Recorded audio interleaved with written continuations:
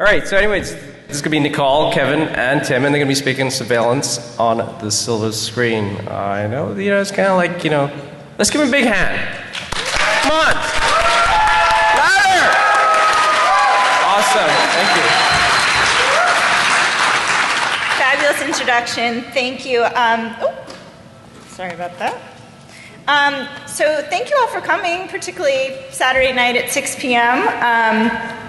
This is going to be a super fun panel, great night to talk about surveillance on the silver screen with two of my favorite folks to talk about these issues with.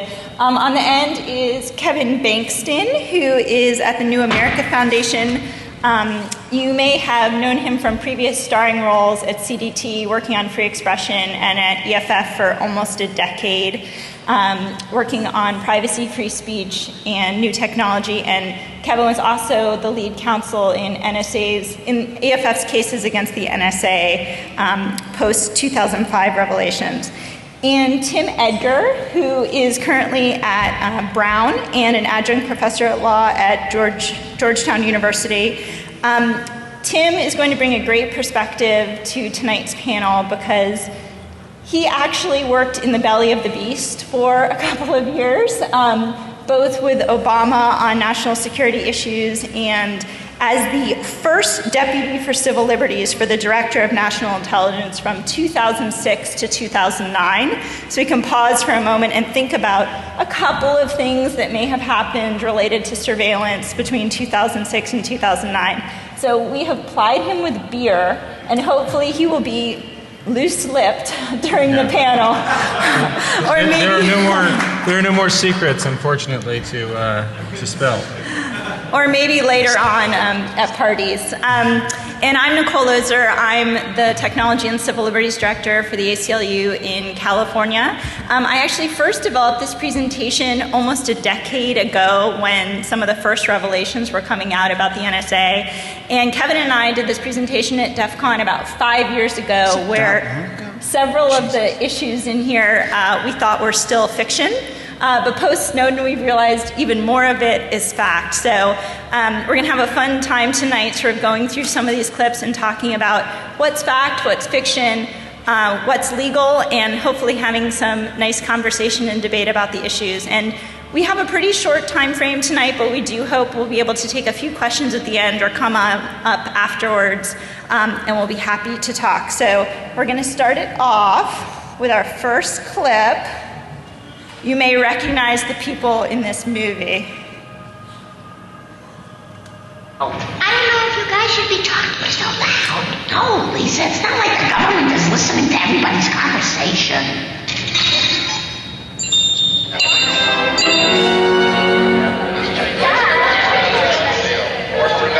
Hi, I'm calling about your meat lovers pizza. I like meat, but I don't know if I'm ready to love again.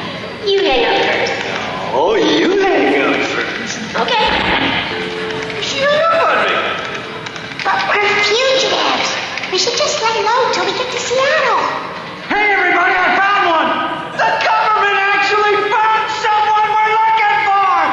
Yeah, baby, yeah. I do love that clip. So this clip is a fun way to start things because it illustrates where we were just a few years ago. I think this was 2008, 2009 maybe. Post revelations of the Bush era warrantless wiretapping program, but pre-Snowden. And even then, I think in pop culture and real culture, there was concern and anxiety about the breadth of the NSA's abilities, and also questions about its effectiveness. Like, you're collecting all of this hay, how many needles are you actually finding in the hay? And that's actually been a really critical question post-Snowden as well. To pimp the work of my own organization, the New America Foundation, we recently released a couple of papers, one at the beginning of the year about the effectiveness or lack thereof of the programs, especially the bulk records collection of phone records, where basically the government, when it started with a big inflated number of how many cases the phone collection had helped. It's basically been winnowed down to one case where they convicted a cab driver in San Diego for donating less than $10,000 to a Somali terror group. So the question is, like, is it worth collecting all of our phone records for that conviction? But also last week, we released a paper. You know, if you're going to talk about the purported benefits of the programs, what about all the costs of the programs, not just to privacy and civil liberties? And so we just released a paper at our Open Technology Institute in New America all about the costs of the NSA programs. Thank you. Not only like the direct impact on the U.S. internet industry. Oh goodness. Oh my goodness. Oh goodness gracious. I believe. I thought y'all were applauding my paper. So it's like, whoa.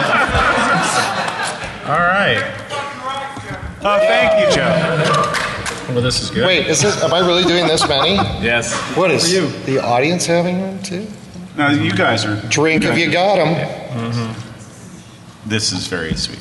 Now I'm spilling shit on your paper. See I'm how sorry. many more revelations there will be tonight. You're already drinking beer. Yeah.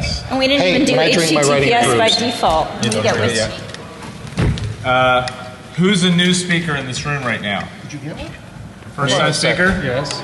Tim Edgar. That would be me. First time speaker. Yes. Round of applause, please.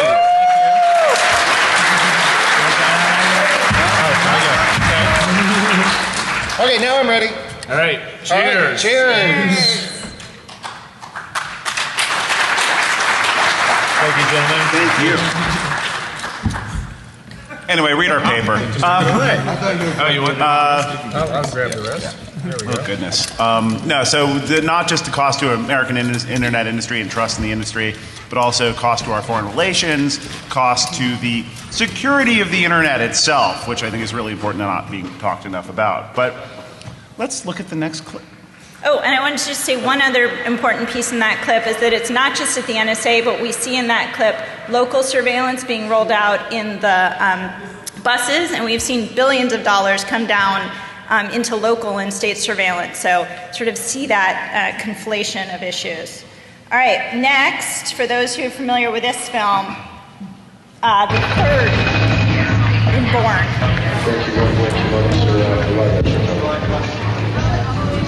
I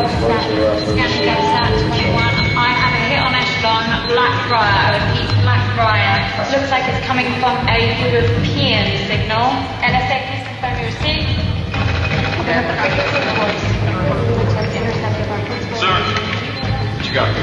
We intercepted a call in London. Keyword Blackbriar. Okay, send it to New York right away.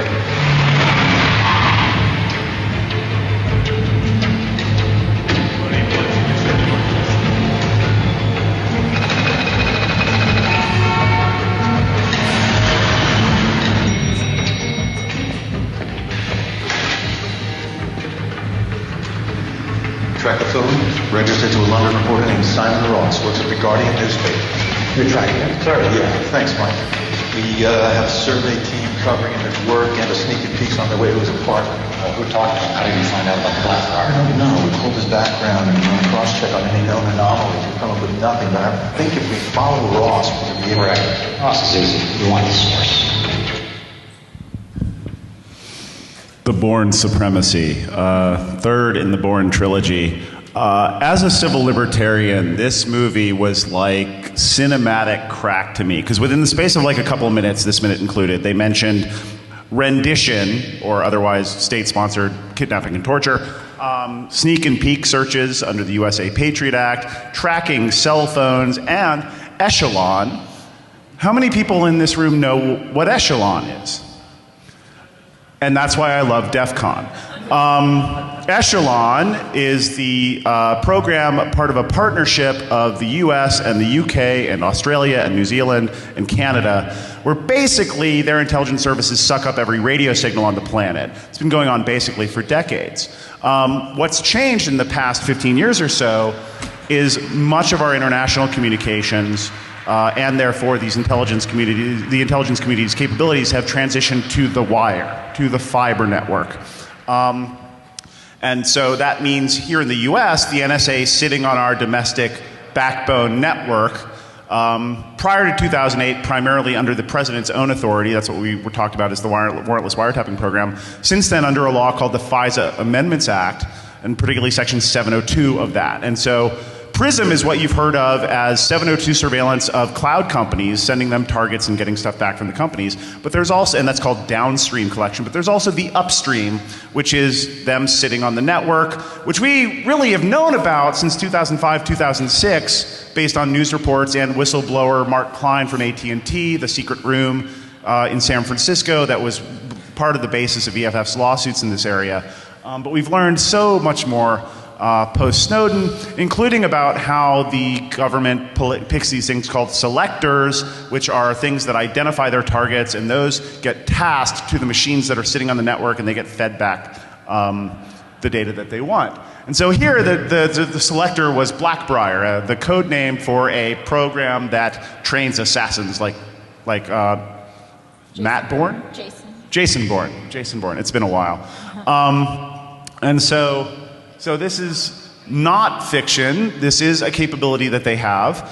Right now, they are saying that the selectors that they use for upstream are just addresses and phone numbers. So they'll pull everything that is to or from a target or that mentions a target selector. But they say they are not using keywords in the country under 702. There's also surveillance outside the country that's done only under the president's authority, without oversight by Congress, without oversight by the FISA court, under something called EO 12333, Executive Order 12333. And so if you've heard about them cracking into Google and Yahoo's data links, or sniffing a bunch of address books, or sniffing a bunch of webcam photos outside of the country, that's when and how they're doing it. And we don't know if they're doing this kind of keyword-based searching outside of the country. They very well might. But they say they're not doing it inside the country under 702. And of course, the Director of National Intelligence never lies. And just a fun little fact and fiction there. I don't know how many people caught it, but it's picking up information from a Guardian reporter, which is pretty precedent with the Snowden issues. So with all the vast powers that the NSA has been gobbling up and the data that they've been pulling together, what could happen? I'm sure they wouldn't do anything wrong in those issues. Here we've got an oldie but goodie from the movie Brazil. I need some information on a woman named Lake Alcott. Yes. I know her age and distinguishing marks, but I need an address or a place of work. It's your dream girl. Well, let me just do a consult. Oh, there's a woman involved. There's no stopping me. That's it.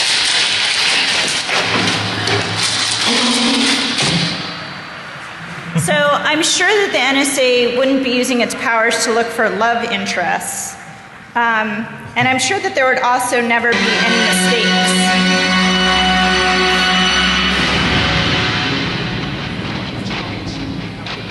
Ministry of Information, Deputy Minister Eugene Holman. Good evening, David. What do you believe is behind this recent increase in terrorist bombings? Bad sportsmanship. A ruthless minority of people seems to have forgotten certain good old-fashioned virtues. They just can't stand seeing the other fellow win. If these people would just play the game, they'd get a lot more out of life. Nevertheless, Mr. Holman, there are those who maintain that the Ministry of Information has become too large and unwieldy. David, in a free society, information is the name of the game. You can't win the game if you're a bad shot. And the cost of it all, Deputy Minister, 7% of the gross national product. I understand this concern on behalf of the taxpayer. People want value for money. And that's why we always insist on the principle of information retrieval charging. It's absolutely right and fair that those found guilty should pay for their periods of detention and for the information retrieval procedures used in their interrogation. Do you believe that the government is winning the battle against terrorists? Armor up, we're fielding all their strokes, running along the map, and pretty consistently knocking them for six. I'd say they're nearly out of the game.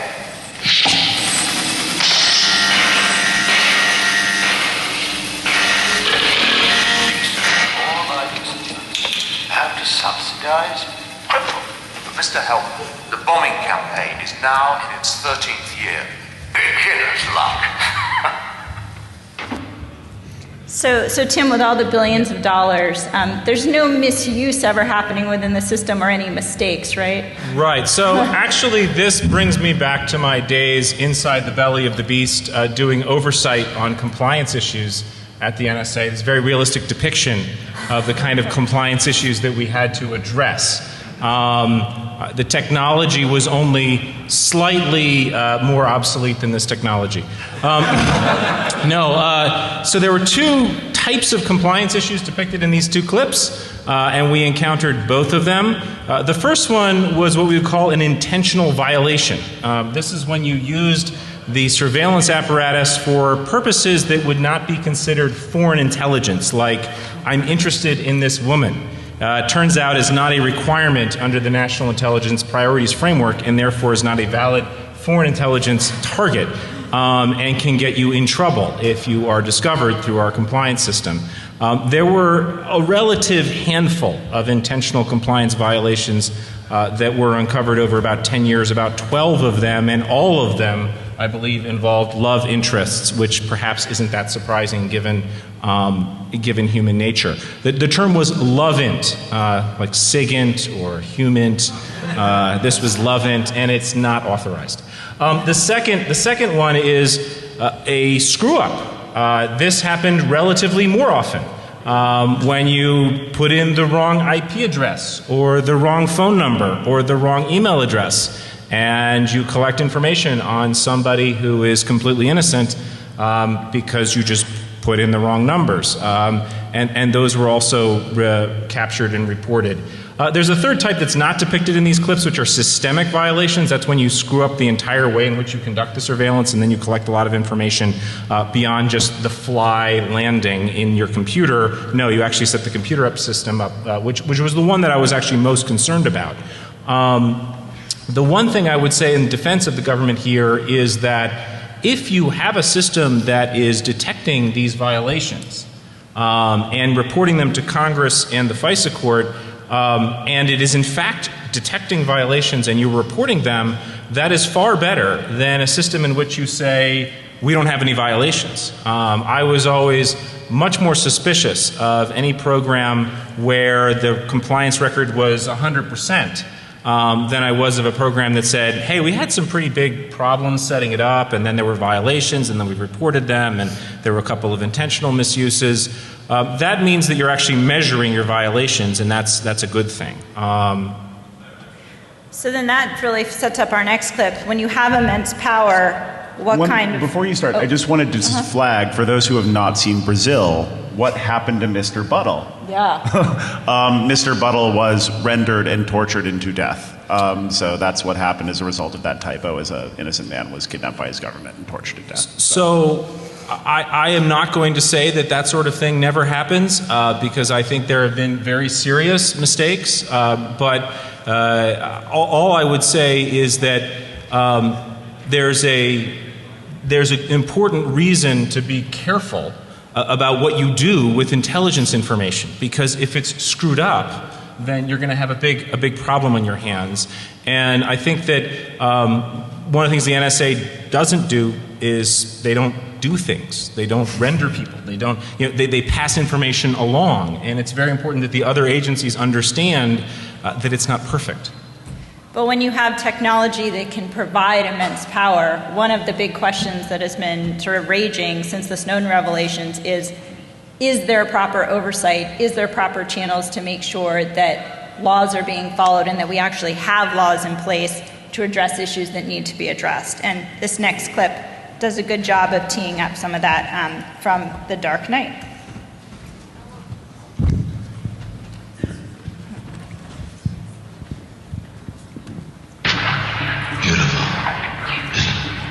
Beautiful, unethical, dangerous. You've turned every cell phone in Gotham into a microphone.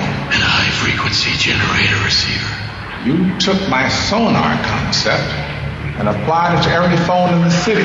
With half the city feeding you sonar, you can image all of Gotham. This is wrong. I've got to find this man, Lucius. At what cost? The database is now key encrypted. It can only too much power for one person. That's why I gave it to you. Only you can use it.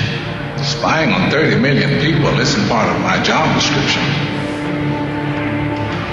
This is an audio sample. If he talks within range of any phone in the city, you can triangulate his position. I'll help you this one time. But consider this my resignation. As long as this machine is at Wayne Enterprises, I won't be.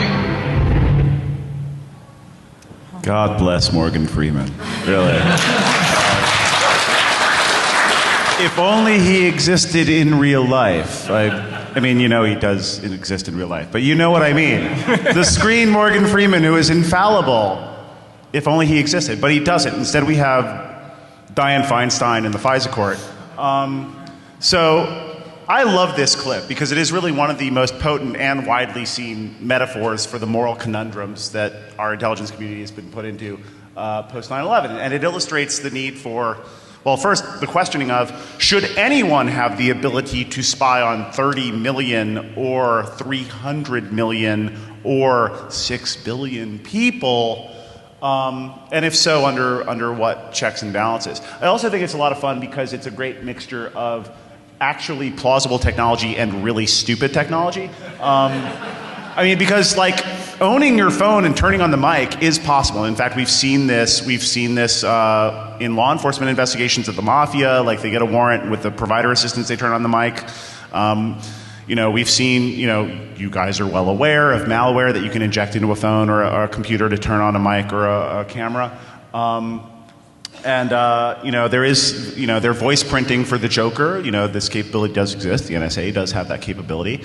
But I don't think the phone network would actually deal really well with this. I think if you opened every mic on the phone network, it would probably fall over, and at the very least, the company would know that it's happening. So I don't think Bruce would actually get away with this one, which actually brings up a fun bit of trivia. I'm sorry? So yeah, it's a net neutrality violation. Anyway, so this brings up a really great bit of trivia, which is assuming that this is a Wiretap Act violation, and it is. I think that you open a mic on somebody in a place where, in a private space, that's a interception of their oral communication. And if by doing so you also hear their phone conversation, that's an interception of an electronic communication. If they actually if a class action lawyer actually found out about this and sued Bruce Wayne, how much money do you think he'd be on the hook for?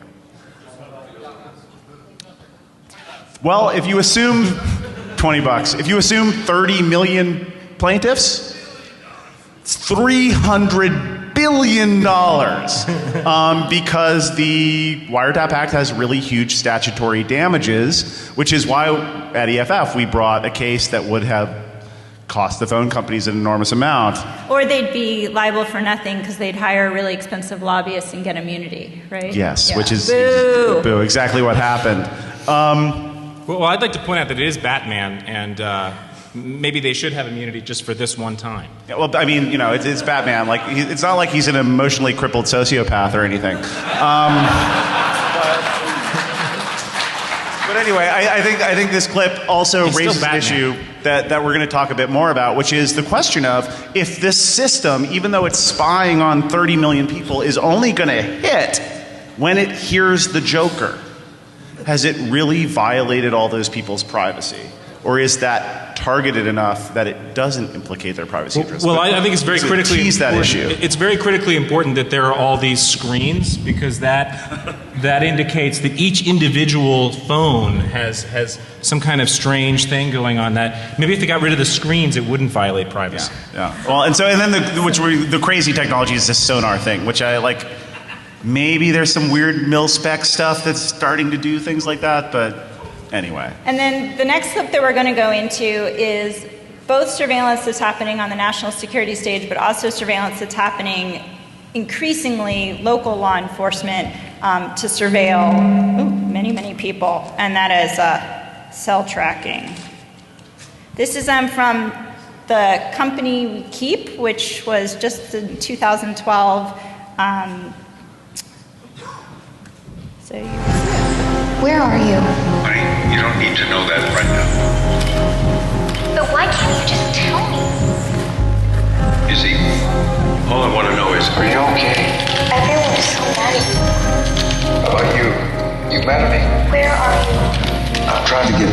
as soon as I can. Got him. Just off I-94 near Gurney, Illinois. Send the coordinates to the field. I know it won't be long. Done. You have a full green light. Still tracking? Yep. He's cooked.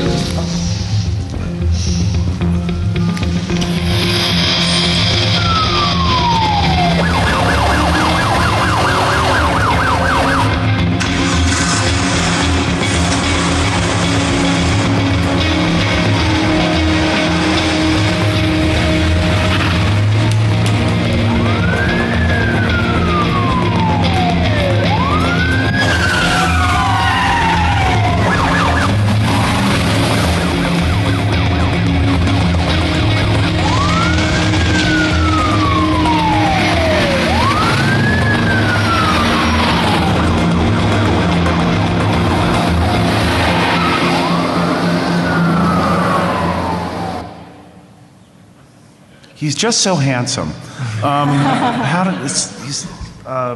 So this is a pretty straightforward depiction of cell phone tracking, which can be done in a variety of ways, and is routinely done by local law enforcement as well as the feds, as well as the intelligence community. Often done by, with some level of precision, by triangulating your position using cell towers. Or working with the provider to turn on your GPS and track you with your GPS. Or using IMSI catchers, which are basically fake base stations pretending to be your local cell tower that follow you around in vans and triangulate your position that way. It's still very unsettled, even though we've been fighting about it in the courts for nigh on a decade, whether the government needs warrants to do this or can do it under a much easier to get type of court order. We have probably 36 plus lower court decisions on the issue, the majority of them requiring a warrant, but what we hear anecdotally is that most courts will still grant permission to do this without a warrant. And in the meantime, when the government loses in these cases, it chooses not to appeal, so it can avoid higher court opinions that would disagree with its current practice. We have seen higher court opinions on another issue, which is access to stored cell site location information about which tower your phone was pinging that the phone company has in its logs. And there's a circuit split at this point. There was a Fourth Circuit case, well, first there was a Third Circuit case that we litigated at EFF, where the court held that courts can require warrants if they choose to under the statutes that applies here.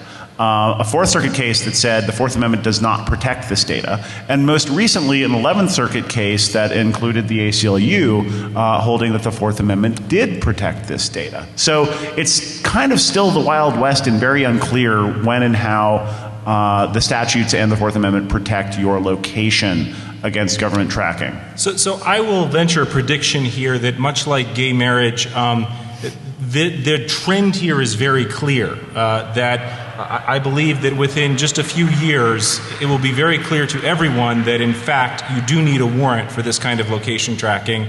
That is the best opinion inside the government. It's certainly inside the intelligence community. It's one reason that there was an attempt to limit the kind of data that NSA got to exclude cell phone tracking data because of the Fourth Amendment implications of that kind of domestic data. But it really goes to this whole problem of the courts catching up with technology. I mean, the older technology was less precise. And so some of those older cases may have made a little bit more sense in terms of having a looser standard. But as that technology gets more and more precise, it becomes increasingly clear. And I think it's just unalterably clear right now that you should not be able to do this without a warrant. And but it takes a while for the courts to catch up. Yeah, I wish DOJ's computer crime and intellectual property section would take that on as the official position, but I agree that that's the trend. I'll just flag that the other problem here is simply that the level of secrecy in regard to this type of legal process has been a real hurdle. I mean, we didn't even know that the government was doing this without warrants until 2005, and they'd been doing it for a long time. And so it's very hard to, you have to shadow box trying to fight these things, and it's quite frustrating. But The fight continues, including in Congress, where there are some proposals to clearly require in statute that you get a warrant when you track a cell phone. Those are not moving quite as quickly as the proposals to make sure that the government gets a warrant before seizing your email, which is a much simpler and easier to message issue and easier to draft statutes. And for a long time, of course, the government and the telephone companies were very happy to keep it a secret how often location information was being sought and obtained.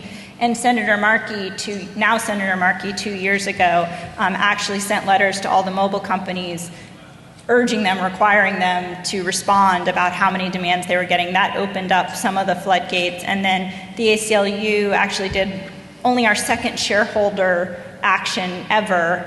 Last year, we did a shareholder proposal against Verizon and AT&T to pressure them to release their first transparency reports, which came out in January, and of course revealed what we had long suspected, that these companies were getting hundreds of thousands of demands for location information every year. Like 1 in 10 of them were with a warrant, and so that helps to support not just the legislative efforts to update the law, but also policy efforts, and creates pressure to create change. Because obviously this is incredibly sensitive information. Where you are is what you're doing and who you know, and that kind of thing really needs to be well protected. One thing, one additional technique or tactic that's worth noting that's actually reflected in AT&T's transparency report. You know, like I don't agree with AT&T on everything. I've sued them before, but like this is something they did good and that they did better than Verizon and the other companies that are transparency reporting at this point, is that they specifically reported on the number of requests they received for cell dumps. A cell dump is when the government asks for records of every phone that pinged a particular tower in a particular period. And the first really prevalent case we heard of this was in the case of the Scarecrow Bandits, a bank robbery gang. And what the government had done is it had gotten cell dumps on all the towers near the banks when they were being robbed, and then mined them to see if there were any phones that were in the location of all the banks at the time of all the robberies. And it turns out that this is actually a very routine technique that is typically done without a warrant, but that necessarily results in the government collecting an enormous amount of information about people who are not, for example, scarecrow bandits. But we haven't yet had a really, intense policy discussion about what the standards should be for that, what, say, the minimization practices should be for the government when that happens. Like, when and how should they get rid of the data that they don't need after the case is done? And we've also seen cell tower dumps tried to be used in situations that were clearly not bank robbers. There was an effort made to obtain all the cell phones within the location of a planned labor protest. So those are the kinds of things that really get us very concerned about the use of cell tower dumps, particularly without proper and adequate legal process. So we will move on to, Would it really change the legal framework instead of getting the full dumps of the people in those areas? They really express the question to the cell phone company, tell us which of your subscribers were here at this time and there at that time. Would it change the legal basis for acquiring those? It would certainly change my legal analysis, but one of the problems in this area is that the law is just so inadequate in describing what's allowed. Mm-hmm. If you're going to use a standard subpoena, for example, if you're going to say to the company, these are business records that you've created, please give me your business records, that's a fairly straightforward legal tool. To do the much more privacy protective kind of technique that you're describing would obviously be much better from a privacy standpoint, but that requires the legislature, Congress, the ACLU, the police to get together and have a debate and craft a statute that says, okay, so cell tower dumps, maybe for bank robbers, maybe with particular standards, maybe with particular technology will be okay, otherwise they're banned. And this is the kind of debate we simply aren't having in this country, and we need to have it. And as Tim said, many technology has far outpaced a lot of the laws. A lot of our major privacy laws about electronic information haven't been meaningfully updated since the 1980s. Before the web, before social networking, far before when we were all carrying cell phones. And that's part of the real legislative fight that we're having, both on the federal level to update laws like the Electronic Communications Privacy Act, about laws that are particular to location information, and in states as well, trying to pass laws to update privacy protections for location information. We've had laws passed in Montana, in Texas, in Maine. We had a law that passed with strong bipartisan support in California, but was vetoed by the governor. But we'll be back at it. So, all right. So next clip, because we're going to move along. Minority Report. Tom Cruise in his heyday. Also hands. We could just watch the whole movie. What you gonna do when they come for you? Nobody now giving no rage.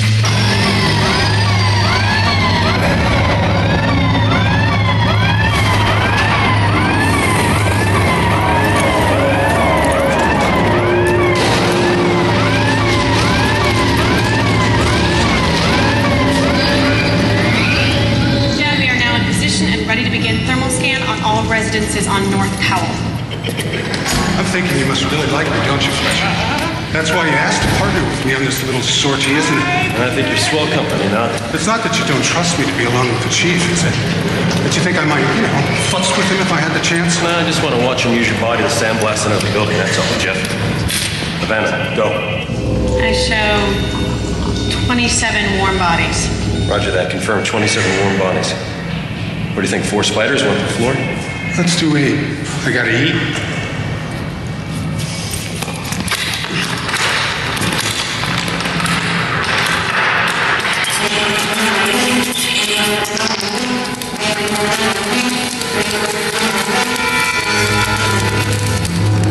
Residents of 931 Powell, residents of 931 Powell, this is Officer Fletcher of DC 3 Prime. Under authority of PC Section 64009, we are deploying spiders in interior complex.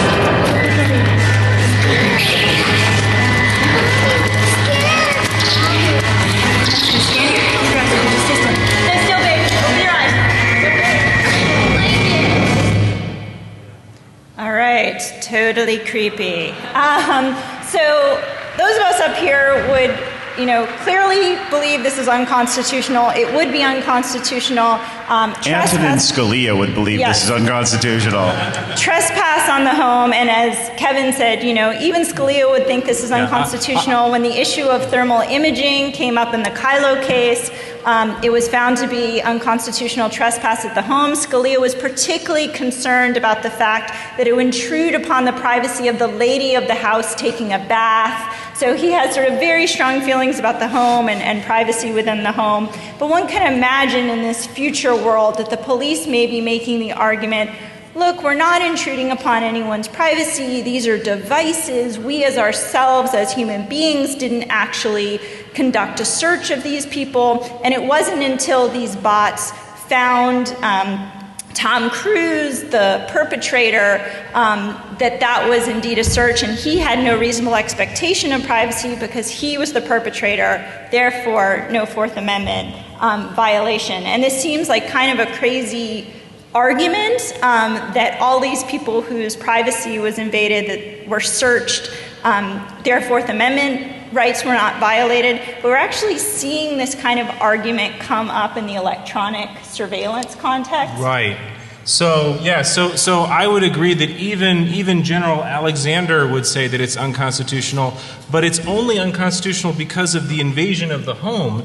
And what's interesting to me, and we had a long discussion about this before the panel, is when you acquire data, there's a view inside the government, it's been the view for decades now, that is not collected until a person actually looks at it. It's certainly not a popular view in this room or with civil libertarians, but it is in fact the standard view of the government. And the reason for it is essentially the NSA goes around, they vacuum up all sorts of signals all over the world. They don't exactly know what they've got in many cases. They have to take it back to NSA and process it. And they say, hey, we can't be considered to have collected it until we've actually done something to it to make it available to our, to our analysts to look at. And when I was, applying these kinds of rules inside the intelligence community and at the White House, that was the rule. That was the internal rules that we had to deal with. Just because those are the internal policies, though, doesn't mean that it is consistent with the Fourth Amendment. And so you have to analyze that question a little bit differently. One question for all of you is to ask yourself the question, what is the most creepy thing about this clip? Is it the fact that they could find Tom Cruise by extracting this data from the people in the apartment, or was it the fact that they did it in a creepy way? Because what if we didn't need these creepy spiders to be looking at little girls and making them cry? What if we could just extract the data from the Internet of Things that was already in your house, that you voluntarily put there in order to save energy, and we just did it by typing a few keystrokes, on a computer, and extracted it from a server somewhere far away from this apartment building? Well, then we're dealing with a much more murky question, in which whether it's constitutional or not is not really clear to a lot of people. Yeah. I think this raises a couple of issues. Because there are two threads of thought, two legal arguments that one can imagine that basically count for the proposition that it doesn't count until actually a person looks. First, and this would be if I were trying to figure out how they thought this was legal in the future considering our current case law, is one, the case law would have had to have changed, but two, there is case law about dog sniffs, where the court has held that when a dog sniffs your bag, even though the contents of your bag are private and protected by the Fourth Amendment, that is constitutional because the dog is only going to alert on contraband. And therefore, and you have no legitimate privacy interest in your possession of contraband. And therefore, dog sniffs are constitutional even if not warranted. I think that's a particularly weird conclusion, particularly considering that it is legislatures that decide what counts as contraband. So to have legislatures have the ability to decide what is a constitutional search is kind of weird. But if I had to guess what the legal rationale for this was, it's that, well, this is only going to detect a fugitive, Tom Cruise, and otherwise won't reveal any particulars about the home, and therefore it's constitutional.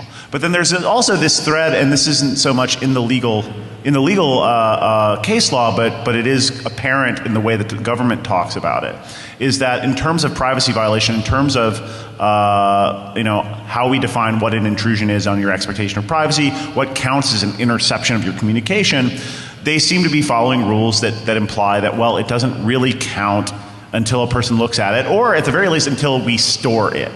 But what we're looking at, and what we've been looking at since we first found out about it in December of 2005, is a network of machines that are sitting on top of our domestic network that the NSA is directly querying with specific targets. And all of our bits are going into those boxes. And they're able to pull what they want from those boxes. And I would say that EFF's position when I worked there, and now is reflected in the motion they just filed in Joule v. NSA, one of their cases against the NSA, is that as soon as your bits go into a box that is tasked by the government, that's a search of those bits, that's a seizure of those bits, and that's a violation of the statutes that regulate interception and electronic surveillance. This is also the same position that I've been working on an academic paper on with another lawyer, Amy Stepanovich, at the organization Access, accessnow.org. And you can Google for that and look at it, and it outlines our arguments. And I think if you read that and you read EFF's new brief, you'll get a good idea of what the argument is in terms of whether it counts when a robot looks at it. And actually the title of the paper is When Robot Eyes Are Watching.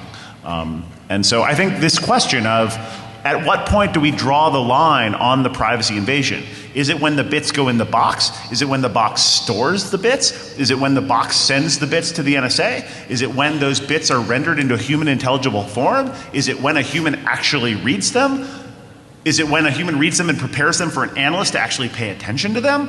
And how you draw that line is really important. I would say that, think back to that Simpsons clip, and you have all these NSA functionaries listening to all these really intimate things. And you know what they looked like? They looked bored. Because if you were actually doing this with human beings and trying to pay attention to all this stuff, You'd just be listening to communication after communication. You wouldn't get titillated by it, like your doctor who's seen everybody's bits, like, other bits, not the digital bits. You're going to hear so much stuff through the day. You're going to have forgotten most of it by the time you leave for the day. Yet everyone would say, if you had a human being listening to those conversations, that would be a search, that would be a seizure, that would be an interception or an electronic surveillance. So the question becomes, how is it different? How is it less worse if we automate that? And I would actually say that if you're automating it, you're making it that much worse, because that army of people that you could never afford to listen to everybody, you now have it, except it's an army of robots. Ooh, that's a good question. Can you repeat the question, Kevin? Yeah, no, the question was, what about the hash of the bits? So there is one theory. Actually, the person who wrote a really good article on this is a gentleman named Richard Salgado, formerly DOJ CSIPS, Computer Crime and Intellectual Property Section, then at Yahoo, and now Chief Law Enforcement Dude at Google, which actually takes, in general, very strong positions on this stuff. He wrote a paper analogizing the searching of a data stream or a computer for hashes of known child porn. He analogized that to dog sniffs and suggested that a search of a data stream or a drive for hashes of child porn would be analogous to a dog sniff, because similarly it would only detect that contraband. And in fact, we just saw this in the news just in this past week when it was revealed, not revealed, I mean we knew this was happening, that Google does in fact use, as do other cloud companies, and I fear some of the ISPs, use a database of hashes of images that the NCMEC, the National Center for Missing and Exploited Children, has concluded are child porn. I expect most of those images are child porn. However, it is of concern, speaking generally, that a quasi-governmental entity is providing to private actors a list of expression, like its photos, that they believe are illegal and not protected by the First Amendment, but that no court has adjudicated to be illegal and unprotected by the First Amendment, and that these providers of our communication services are voluntarily scanning for that and then reporting that. So I think there's a legally significant difference between searching streams of communications for selectors that apply to particular people that you have determined through some process are lawfully under surveillance, and looking for hashes of images or content of communications, because this is an area where Kevin and I would agree, because I actually think that is a search, because you are in fact trying to find out if every one of those communications contains this particular content, as opposed to trying to pick out which communication belongs to this individual that I have decided I'm going to surveil. But it's a fascinating question, because one difference between the hash search and the dog sniff is that actually the hash search is probably a lot more accurate than the dog sniff. I mean, that was one of the big problems with the dog sniff case, is that it assumed the dog was 100% accurate and only alerted when there was contraband, which of course is not true. And wait, sorry, because we're going to run out of time. I just want to say we'll take questions at the end, but this issue is just incredibly essential, because if all of our lives are now digital, are we going to have sort of this collected all reality of both local law enforcement and national security, and then the Fourth Amendment doesn't apply till the very end when there's probable cause to do something, so it completely circumvents the Fourth Amendment potentially. So this is just a really essential question, not just with physical surveillance in terms of everything from dog sniffs to stingrays, but electronic surveillance. And so this is something maybe we should have a whole panel on it at another DEF CON. Would there be interest in that? We were going to show one more clip for Enemy of the State. Do you think we have time to show the last We do, clip? yeah, one more Okay. clip. We'll do one more clip for Enemy of the State, and then we're going to move on to talking about change and solutions. So just to remember, this is Enemy of the State pre-9/11. Uh-oh, sorry about that.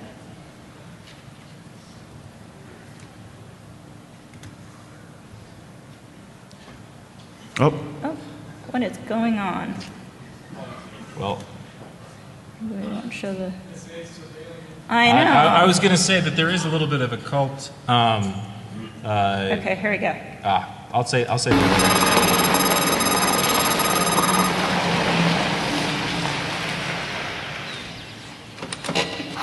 Come on. Come on, now look at that ball. All right. Come on, get that ball. There's no problem with that. Oh, God damn it. Happens, let me know. What the hell are you doing here? This is not the office. This is my private time. 5 minutes. No. I said no Tuesday. I said no last week. I'm going to keep saying no until you hear me. 5 minutes, Mr. Chairman. That's all I ask, 5 minutes. Want some coffee? No, I don't want any coffee. I want to play with my dog. Look, I'm not asking you to vote for it. I know you can. Just release your people. Let them go the way they want. Telecommunications Security and Privacy Act. Invasion of privacy is more like it. You read the Post? This bill is not the first step to the surveillance society. It is the surveillance society. Liberal hysteria. Oh, listen, I'm not going to sit in Congress and pass a law that lets the government point a camera and a microphone at anything they damn well please. Phil? Look, I don't care who bangs who, what cabinet officers get stoned, but this is the richest, most powerful nation on earth, and therefore the most hated. And you and I know what the average citizen does not, that we are at war 24 hours of every day. Yeah. Do I have to itemize the number of American lives we've saved in the past 12 months alone with judicious use of surveillance intelligence? Thomas, cut the crap. I've got 3 major employers in the Syracuse area alone who are going to get just killed by this bill. I promise to get you funds equal to or greater than whatever those companies gave your last campaign. I'm not talking about campaign contributions, damn it. I'm talking about my constituents being out of work. Jesus, man, wake up. National security isn't the only thing going on in this country.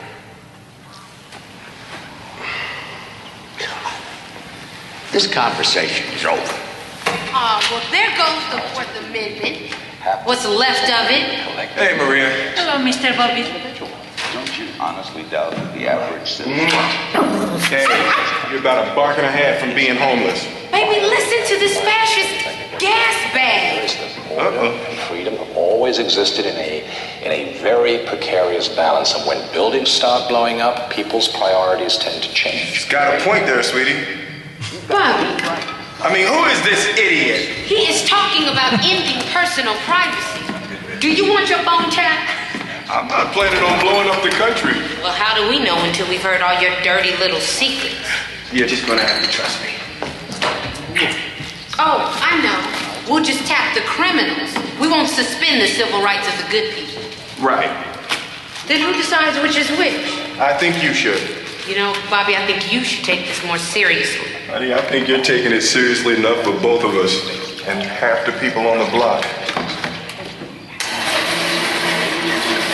Tens of millions of foreign nationals living within our borders, and many of these people consider the United States their enemy, and they see acts of terrorism.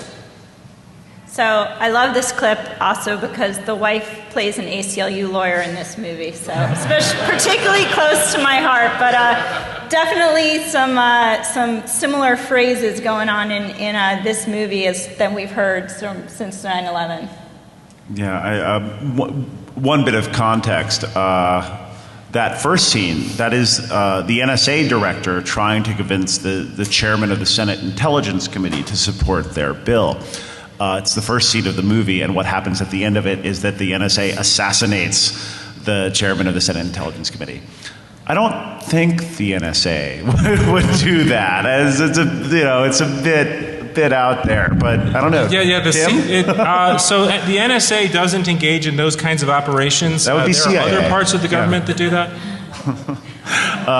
They would object very strongly to the NSA's turf grabbing if the NSA tried to do assassination.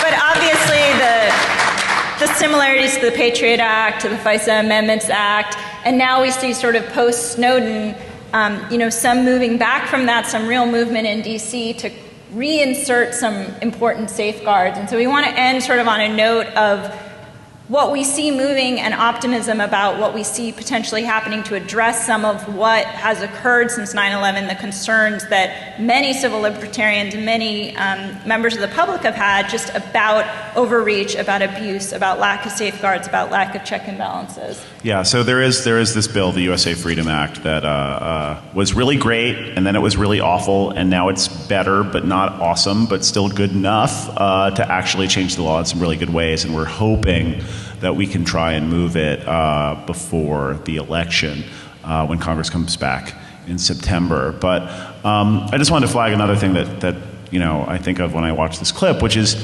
and that harkens back to the paper we wrote last week, but also to, I think, Chris Soghoian's talk yesterday, if you saw it, which is too often the debate here has boiled down to a pretty simplistic argument about security or purported security benefit and cost to privacy and civil liberties, when really we're not interrogating the benefits nearly enough, and we're not actually looking broadly enough at all the various costs, not just to privacy and civil liberties, but at first the literal cost of how much money is spent on this stuff, which this black budget is huge, but the cost to our industry now that it's known, the cost to internet security, the cost to foreign relations, the cost to our internet freedom agenda around the world, the cost to our credibility. We need to have a more nuanced conversation of the pros and cons here. And some of those costs are, I think, part of the reason why President Obama, issued this PPD 28, which makes some pretty modest reforms, but it conceptually was a big leap for the intelligence community, because for the first time, pretty much ever, this presidential directive acknowledges the rights and interests beyond the United States citizens, to include foreign citizens as well. And part of the reason for that, I'd like to think it's just because it's the right thing to do, but I think part of the reason for that is because of pressure from the technology industry that says, hey, when you guys go out there and say we've got these protections for U.S. citizens, that doesn't really help us very much in the global marketplace. These revelations are extremely damaging to the U.S. position as a technology leader, and so it's been my strong view that one consequence of the recent controversy will be and should be increased understanding that we need to have privacy protections for everyone and not just for Americans. And also seeing members of Congress directly challenging the intelligence community, as we saw in this clip, the director of the NSA saying, do I need to recount all the ways that this has been useful to us in addressing terrorism? Yes, and we see now real challenges by members of Congress saying, no, like Senator Wyden, saying, no, I don't see any evidence that this has led to information that we couldn't have obtained in far less intrusive and constitutional ways. And so not just taking at face value the issues that this is necessary or it's necessary to be done in these invasive and unconstitutional ways. And I think that that's a huge shift in thinking, and something that is really important for the debate going forward. So I want to be mindful of our time, of all of you in the audience, of my fellow panelists. I want to thank you guys for coming on Saturday night. And please follow us, get engaged in the work that each of our organizations are doing, and thank you very much. We hope to see you next year at TEF CON.